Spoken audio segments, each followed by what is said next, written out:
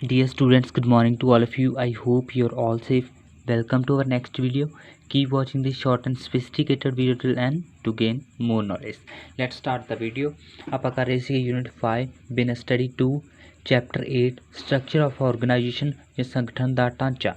So today's ਇਸ topic ਆਪਾਂ ਕਰਨ ਜਾ ਰਹੇ ਹਾਂ very important difference between line organization, functional or staff organization, line and staff organization. ਰੇਖਾ ਕਿਰਿਆਤਮਕ ਅਤੇ ਰੇਖਾ ਤੇ ਸਟਾਫ ਸੰਗਠਨ 'ਚ ਅੰਤਰ. ਸੋ ਟੌਪਿਕ ਸਟਾਰਟ ਕਰਦੇ ਹਾਂ. ਸਭ ਤੋਂ ਪਹਿਲਾਂ ਬੇਸਿਸ ਹੋਊਗਾ, ਅੰਤਰ ਦਾ ਆਧਾਰ ਲਿਖਾਂਗੇ ਆਪਾਂ ਲਾਈਨ ਔਰਗਨਾਈਜੇਸ਼ਨ, ਫੰਕਸ਼ਨਲ ਔਰਗਨਾਈਜੇਸ਼ਨ, ਬਾਅਦ ਵਿੱਚ ਲਾਈਨ ਐਂਡ ਸਟਾਫ ਔਰਗਨਾਈਜੇਸ਼ਨ. ਸੋ ਪਹਿਲਾਂ ਆਪਾਂ ਡਿਫਰੈਂਸ ਮੰਨਦੇ ਹਾਂ ਸਿੰਪਲੀਸਿਟੀ ਦਾ. ਸਿੰਪਲੀਸਿਟੀ ਮਤਲਬ ਸਧਾਰਨਤਾ. ਕਿਹੜੀ ਔਰਗਨਾਈਜੇਸ਼ਨ ਵਿੱਚ ਸਧਾਰਨਤਾ ਹੁੰਦੀ ਹੈ ਅਤੇ ਕਿਹੜੀ ਵਿੱਚ ਸਧਾਰਨਤਾ ਨਹੀਂ ਹੁੰਦੀ. ਪਹਿਲੀ ਲਾਈਨ ਔਰਗਨਾਈਜੇਸ਼ਨ ਵਿੱਚ ਵੇਖੀਏ ਤਾਂ ਇਹ ਕੀ ਹੈ, ਵੈਰੀ ਸਿੰਪਲ. ਇਹ ਵੈਰੀ ਸਿੰਪਲ ਹੁੰਦੀ ਹੈ, ਬਹੁਤ ਸਧਾਰਨ ਹੁੰਦੀ ਹੈ, ਕਿਉਂਕਿ ਇਸ ਵਿੱਚ ਕੀ ਕਹਿੰਦਾ ਹੈ, ਓਨਲੀ ਆਪਣੇ ਕੋਲ ਲਾਈਨ ਆਫਿਸਰਸ ਨੇ ਜਿਹੜੇ ਆਪਾਂ ਰਿਕਰੂਟ ਕੀਤੇ ਆ. ਫੰਕਸ਼ਨਲ ਔਰਗਨਾਈਜੇਸ਼ਨ ਵਿੱਚ ਇਹ ਕੰਪਲੈਕਸ ਕਿਵੇਂ ਹੁੰਦੀ ਹੈ, ਇਹਦਾ ਸਟਰਕਚਰ ਕੰਪਲੈਕਸ ਹੁੰਦਾ ਹੈ ਕਿਉਂਕਿ ਇੱਥੇ ਲਾਈਨ ਅਥੋਰਿਟੀ ਐਂਡ ਫੰਕਸ਼ਨਲ ਔਰ ਸਟਾਫ ਵੀ ਇੱਥੇ ਐਗਜ਼ਿਸਟ ਕਰਦਾ, ਤਾਂ ਇਹ ਕੰਪਲੈਕਸ ਆ. ਅਤੇ ਸੇਮ ਹੀ ਆ ਲਾਈਨ ਐਂਡ ਸਟਾਫ ਔਰਗਨਾਈਜੇਸ਼ਨ ਵਿੱਚ ਵੀ ਇਹ ਦੋ ਤਰ੍ਹਾਂ ਦੀਆਂ ਅਥੋਰਿਟੀਜ਼ ਹੁੰਦੀਆਂ, ਇਹ ਵੀ ਕੰਪਲੈਕਸ ਔਰਗਨਾਈਜੇਸ਼ਨ ਆ. ਇੱਦਾਂ ਵੀ ਸਟਰਕਚਰ ਕੰਪਲੈਕਸ ਆ ਕਿਉਂਕਿ ਇੱਥੇ ਲਾਈਨ ਐਂਡ ਸਟਾਫ ਜਿਹੜੇ ਦੋਨਾਂ ਤਰ੍ਹਾਂ ਦੇ ਆਫਿਸਰਸ ਉਹ ਹੋਣਗੇ, ਤਾਂ ਇੱਥੇ ਕੰਪਲੈਕਸ ਸਟਰਕਚਰ ਆ. ਨੰਬਰ 2 'ਤੇ ਆਪਾਂ ਕਰ ਰਹੇ ਹਾਂ ਸੁਟੇਬਿਲਿਟੀ.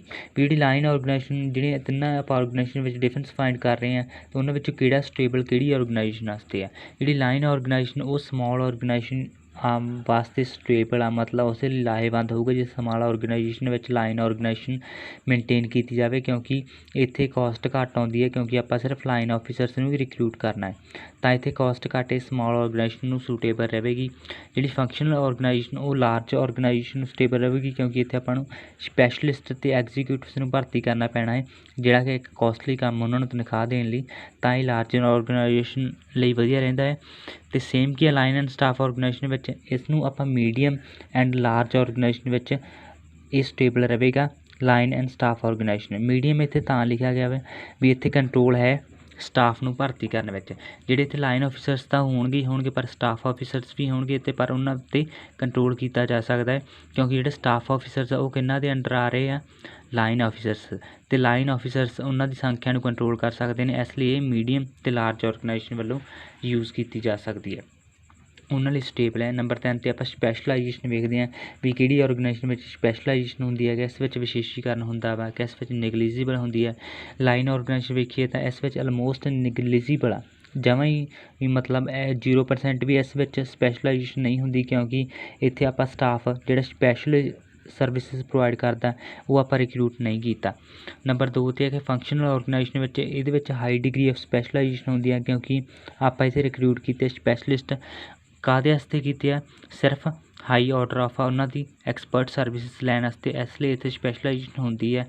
ਅਤੇ ਨੰਬਰ 3 'ਤੇ ਕੀ ਆ, staff and line and staff organisation ਵਿੱਚ ਵੀ ਸਪੈਸ਼ਲਾਈਜੇਸ਼ਨ ਕੀ ਹੁੰਦੀ ਹੈ, ਇਜ਼ ਅ ਮੋਡਰੇਟ ਟੂ ਲੈ ਕੇ ਹਾਈ ਸਟੈਂਡਰਡ ਦੀ, ਵੀ ਮੋਡਰੇਟ ਅੱਧ ਵਿਚਕਾਰ ਵਾਲੀ ਲੈ ਕੇ ਹਾਈ ਸਟੈਂਡਰਡ ਦੀ ਇੱਥੇ ਕੀ ਹੁੰਦੀ ਹੈ, ਸਪੈਸ਼ਲਾਈਜੇਸ਼ਨ ਹੁੰਦੀ ਹੈ. ਮਤਲਬ ਐਕਟੀਵਿਟੀਜ਼ ਨੂੰ ਇੱਦਾਂ ਦੇ ਤਰੀਕੇ ਨਾਲ ਡਿਵਾਈਡ ਕੀਤਾ ਜਾਂਦਾ ਤਾਂ ਕਿ ਆਪਣੀ ਔਰਗਨਾਈਜੇਸ਼ਨ ਵਿੱਚ ਸਪੈਸ਼ਲਾਈਜੇਸ਼ਨ ਆਵੇ. ਨੰਬਰ 4 'ਤੇ ਕੀ ਹੈ, ਬਰਡਨ ਆਫ ਮੈਨੇਜਰਸ, ਵੀ ਕਿਹਦੇ ਵਿੱਚ ਜਿਹੜੇ ਪ੍ਰਬੰਧਕ ਇਹਨਾਂ ਦਾ ਪ੍ਰਬੰਧ ਕਰਦੇ ਆ ਔਰਗਨਾਈਜੇਸ਼ਨ ਵਿੱਚ, ਉਹਨਾਂ ਦਾ ਬਰਡਨ ਵੱਧ ਹੁੰਦਾ, ਕਿਹਦੇ ਵਿੱਚ ਘੱਟ ਹੁੰਦਾ. ਤਾਂ ਲਾਈਨ ਔਰਗਨਾਈਜੇਸ਼ਨ ਵਿੱਚ ਸਿਰਫ ਓਨਲੀ ਲਾਈਨ ਆਫਿਸਰਸ ਆ, ਤਾਂ ਉਹਨਾਂ ਨੇ ਪਲੈਨਿੰਗ ਕਰਨੀ, ਉਹਨਾਂ ਨੇ ਡੂਇੰਗ ਕਰਨੀ ਆ, ਵੀ ਉਹਨਾਂ ਨੇ ਕੰਮ ਵੀ ਕਰਨਾ ਅਤੇ ਸੋਚਣਾ ਵੀ ਉਹਦੇ ਬਾਰੇ ਹੈ, ਯੋਜਨਾ ਵੀ ਉਹਨਾਂ ਨੇ ਉਹਦੇ ਬਾਰੇ ਹੀ ਬਣਾਉਣੀ ਹੈ, ਤਾਂ ਇਹ ਓਵਰਬਰਡਨਡ ਹੋਣਗੇ, ਵੀ ਮਤਲਬ ਉਹ ਦੋਨੇ ਕੰਮ ਕਰ ਰਹੇ ਆ, ਪਲੈਨਿੰਗ ਅਤੇ doing. On the other hand ਆਪਾਂ ਵੇਖੀਏ ਤਾਂ ਜਿਹੜੇ ਫੰਕਸ਼ਨਲ ਔਰਗਨਾਈਜੇਸ਼ਨ ਵਿੱਚ ਹੁੰਦੇ ਆ ਵੀ ਵਰਕਲੋਡ ਅਨਈਵਨਲੀ ਡਿਵਾਈਡਡ ਹੁੰਦਾ ਵਾ, ਅਨਈਵਨਲੀ ਮਤਲਬ ਵੀ ਇੱਕ ਹਿਸਾਬ ਨਾਲ ਤੁੱਕੇ ਨਾਲ ਡਿਵਾਈਡ ਕੀਤਾ ਜਾਂਦਾ ਹੁੰਦਾ ਹੈ, ਕੋਈ ਖਾਸ ਮੈਥਡ ਨਹੀਂ ਯੂਜ਼ ਕੀਤਾ ਜਾਂਦਾ ਅਮੰਗ ਲਾਈਨ ਆਫਿਸਰਸ ਅਤੇ ਸਟਾਫ ਆਫਿਸਰਸ ਵਿੱਚ. ਇਹਨਾਂ ਦਾ ਕੋਈ ਪ੍ਰੋਪਰ ਮੈਥਡ ਲੈ ਕੇ ਆਪਾਂ ਇਹਨੂੰ ਡਿਵਾਈਡ ਨਹੀਂ ਕੀਤਾ ਹੁੰਦਾ ਵਰਕ ਨੂੰ, ਪਰ ਡਿਵਾਈਡ ਹੁੰਦਾ ਵਰਕਲੋਡ ਘੱਟ ਹੁੰਦਾ ਹੈ. ਨੰਬਰ 3 ਦੇ ਕੀ ਲਾਈਨ ਐਂਡ ਸਟਾਫ ਔਰਗਨਾਈਜੇਸ਼ਨ ਵਿੱਚ division of labour the division ਹੋਈ ਹੁੰਦੀ ਹੈ. ਵਰਕਲੋਡ ਰੀਜ਼ਨੇਬਲੀ ਡਿਵਾਈਡਡ ਹੁੰਦਾ, ਵੀ ਜਿੰਨਾ ਚਾਹੀਦਾ ਹੁੰਦਾ ਹਰੇਕ ਨੂੰ, ਜਿਵੇਂ ਲਾਈਨ ਆਫਿਸਰਸ ਨੂੰ ਜਿੰਨਾ ਚਾਹੀਦਾ ਵਾ ਵਰਕਲੋਡ, ਅਤੇ ਜਿੰਨਾ ਸਟਾਫ ਆਫਿਸਰਸ ਨੂੰ ਚਾਹੀਦਾ ਉਹਨਾਂ ਨੂੰ ਰੀਜ਼ਨੇਬਲੀ ਡਿਵਾਈਡ ਕੀਤਾ ਜਾਂਦਾ ਹੁੰਦਾ ਹੈ ਲਾਈਨ ਐਂਡ ਸਟਾਫ ਔਰਗਨਾਈਜੇਸ਼ਨ ਵਿੱਚ. ਦੈਨ ਆਪਣੇ ਕੋਲ 5th ਡਿਫਰੈਂਸ ਆ ਰਿਹਾ ਯੂਨਿਟੀ ਆਫ ਕਮਾਂਡ, ਜਿਹੜਾ ਪ੍ਰਿੰਸੀਪਲ ਹੈ ਜਿਹਦੇ ਨਾਲ ਡਿਸਿਪਲਿਨ ਮੇਨਟੇਨ ਹੁੰਦਾ ਉਹ ਕਿਹੜੀ ਆਰਗੇਨਾਈਜੇਸ਼ਨ ਵਿੱਚ ਫੋਲੋ ਕੀਤਾ ਜਾਂਦਾ, ਕਿਹੜੀ ਵਿੱਚ ਨਹੀਂ ਫੋਲੋ ਕੀਤਾ ਜਾਂਦਾ। ਲਾਈਨ ਆਰਗੇਨਾਈਜੇਸ਼ਨ ਵਿੱਚ ਉਹ ਸਟ੍ਰਿਕਟਲੀ ਫੋਲੋਡ ਕੀਤਾ ਜਾਂਦਾ ਹੈ, ਅਤੇ ਜਿਹੜੀ ਫੰਕਸ਼ਨਲ ਆਰਗੇਨਾਈਜੇਸ਼ਨ ਹੁੰਦੀ ਹੈ ਉਸ ਵਿੱਚ ਲੈਕਸ ਹੁੰਦਾ। ਲੈਕਸ ਮਤਲਬ ਇਹਦੀ ਕਮੀ ਹੁੰਦੀ ਹੈ। ਯੂਨਿਟੀ ਆਫ ਕਮਾਂਡ ਪ੍ਰਿੰਸੀਪਲ ਆ ਜਿਹੜਾ ਆਪਣੇ ਕੋਲ, ਅਤੇ ਲਾਈਨ ਐਂਡ ਸਟਾਫ ਵਿੱਚ ਵੀ ਇਸ ਨੂੰ ਓਬਜ਼ਰਵ ਕੀਤਾ ਜਾਂਦਾ ਹੈ, ਮਤਲਬ ਇਹ ਲਾਈਨ ਐਂਡ ਸਟਾਫ ਆਰਗੇਨਾਈਜੇਸ਼ਨ ਵਿੱਚ ਵੀ ਮੌਜੂਦ ਹੁੰਦਾ ਹੈ।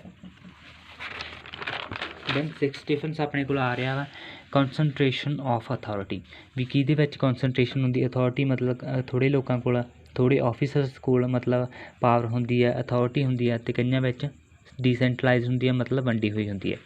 ਲਾਈਨ ਆਰਗੇਨਾਈਜੇਸ਼ਨ ਵਿੱਚ ਇਹ ਵੇਖੀਏ ਤਾਂ ਅਥਾਰਟੀ ਸੈਂਟਰਲਾਈਜ਼ ਵੀ ਮਤਲਬ ਕੁਛ ਕੁ ਹੱਥਾਂ ਵਿੱਚ ਹੀ ਹੁੰਦੀ ਹੈ, ਜਿਹੜੀ ਕਿ ਕਿਹੜੇ ਹੱਥਾਂ ਵਿੱਚ ਹੈ, ਲਾਈਨ ਆਫਿਸਰ ਦੇ ਹੱਥਾਂ ਵਿੱਚ। ਫੰਕਸ਼ਨਲ ਆਰਗੇਨਾਈਜੇਸ਼ਨ ਵਿੱਚ ਕੀ ਹੁੰਦਾ ਵਾ, ਅਥਾਰਟੀਜ਼ ਡੀਸੈਂਟਰਲਾਈਜ਼ ਕਿਹਨਾਂ ਵਿਚਕਾਰ ਹੁੰਦੀ ਹੈ, ਲਾਈਨ ਐਂਡ ਸਟਾਫ ਆਫਿਸਰਸ ਵਿੱਚ। ਦੈਨ ਕਿ ਲਾਈਨ ਐਂਡ ਸਟਾਫ ਆਰਗੇਨਾਈਜੇਸ਼ਨ ਵਿੱਚ ਕੀ ਹੁੰਦਾ ਵਾ, ਰੇਸ਼ਨਲਾਈਜ਼ਡ ਮਤਲਬ ਬਹੁਤ ਵਧੀਆ ਤਰੀਕੇ ਨਾਲ ਦਿਮਾਗੀ ਤੌਰ 'ਤੇ ਸੋਚ ਕੇ ਸਾਰੇ ਡਿਫਰੈਂਸ ਫਾਇਦੇ ਫੂਦੇ ਸੋਚ ਕੇ ਡਿਵੀਜ਼ਨ ਆਫ ਅਥਾਰਟੀ ਕੀਤੀ ਜਾਂਦੀ ਹੈ among line and staff officers. Line officers ਇਹਨਾਂ ਨੇ ਕੀ ਕਰਨਾ ਹੁੰਦਾ, ਡਿਸੀਜ਼ਨ ਮੇਕਿੰਗ ਕਰਨੀ ਹੁੰਦੀ ਹੈ, ਅਤੇ ਸਟਾਫ ਆਫਿਸਰਸ ਨੇ ਕੀ ਕਰਨਾ ਹੁੰਦਾ, ਐਡਵਾਈਸ ਪ੍ਰੋਵਾਈਡ ਕਰਨੀ ਹੁੰਦੀ ਹੈ। ਨੰਬਰ 7 'ਤੇ ਕੀ ਹੈ, ਇਕੋਨਮੀ ਲਾਗਤ ਦੀ ਬੱਚਤ, ਵੀ ਕਿਸ ਦਾ ਆਪਰੇਸ਼ਨ ਮਤਲਬ ਥੋੜ੍ਹੇ ਹੁੰਦੇ ਆ ਅਤੇ ਉਸ ਨੂੰ ਲਾਗਤ, ਉਸ ਵਿੱਚ ਲਾਗਤ ਹੁੰਦੀ ਹੈ, ਕਿਸ ਵਿੱਚ ਨਹੀਂ ਲਾਗਤ ਹੁੰਦੀ। ਲਾਈਨ ਆਰਗੇਨਾਈਜੇਸ਼ਨ ਵਿੱਚ ਇਹ ਵੇਖੀਏ ਤਾਂ operations of this organisation is economical ਮਤਲਬ ਇਹਨਾਂ ਵਿੱਚ ਘੱਟ ਖਰਚਾ ਹੁੰਦਾ ਹੈ, ਕਿਉਂਕਿ ਇੱਥੇ ਆਪਾਂ ਸਪੈਸ਼ਲਿਸਟ ਨੋਟ ਇੰਪਲੋਇਡ, ਵੀ ਸਪੈਸ਼ਲਿਸਟ ਆਪਾਂ ਨਹੀਂ ਇੰਪਲੋਇਡ ਕੀਤੇ। ਫੰਕਸ਼ਨਲ ਆਰਗੇਨਾਈਜੇਸ਼ਨ ਵਿੱਚ ਕੀ ਹੁੰਦਾ ਵਾ, operations of this organisation is very expensive ਹੁੰਦੇ ਆ, as it has number of staff officers, ਇਹਦੇ ਵਿੱਚ ਨੰਬਰ ਆਫ ਸਟਾਫ ਆਫਿਸਰਸ ਹੁੰਦੇ ਆ ਸਪੈਸ਼ਲਿਸਟ, ਜਿਹਨਾਂ ਦੀ ਸੈਲਰੀ ਬਹੁਤ ਕਾਫੀ ਜ਼ਿਆਦਾ ਹੁੰਦੀ ਹੈ, ਤਾਂ ਉਹਨਾਂ ਦੇ ਆਪਰੇਸ਼ਨਸ ਵੀ ਬਹੁਤ ਜ਼ਿਆਦਾ ਹੁੰਦੇ ਨੇ, ਬਿਜ਼ਨਸ ਦੇ ਆਪਰੇਸ਼ਨਸ ਵੱਧ ਜਾਂਦੇ ਨੇ, ਤਾਂ ਕੀ ਹੁੰਦਾ ਇਹ ਐਕਸਪੈਂਸਿਵ ਹੈ ਇਹਨੂੰ ਆਪਰੇਟ ਕਰਨਾ। ਦੈਨ ਕਿ ਆਪਰੇਸ਼ਨਸ ਆਰ ਮੋਡਰੇਟਲੀ ਜਾਂ ਇਹ ਤਾਂ ਬਾਹਲੇ ਐਕਸਪੈਂਸਿਵ ਹੁੰਦੇ ਆ, ਐਜ਼ ਦਾ ਸਟਾਫ ਆਫਿਸਰਸ ਇੰਪਲੋਏ ਅੰਡਰ ਦਾ ਲਾਈਨ ਆਫਿਸਰਸ, ਜਿਹੜੇ ਸਟਾਫ ਆਫਿਸਰ ਇੱਥੇ ਕਿਹਦੇ ਅੰਡਰ ਇੰਪਲੋਏ ਕੀਤੇ ਗਏ ਆ, ਲਾਈਨ ਆਫਿਸਰਸ ਅੰਡਰ, ਤਾਂ ਇੱਥੇ ਮੋਡਰੇਟਲੀ ਐਕਸਪੈਂਸਿਵ ਲਿਖਿਆ ਗਿਆ ਹੈ।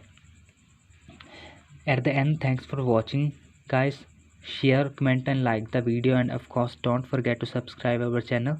Stay home, stay safe. Thank you. Have a nice day ahead.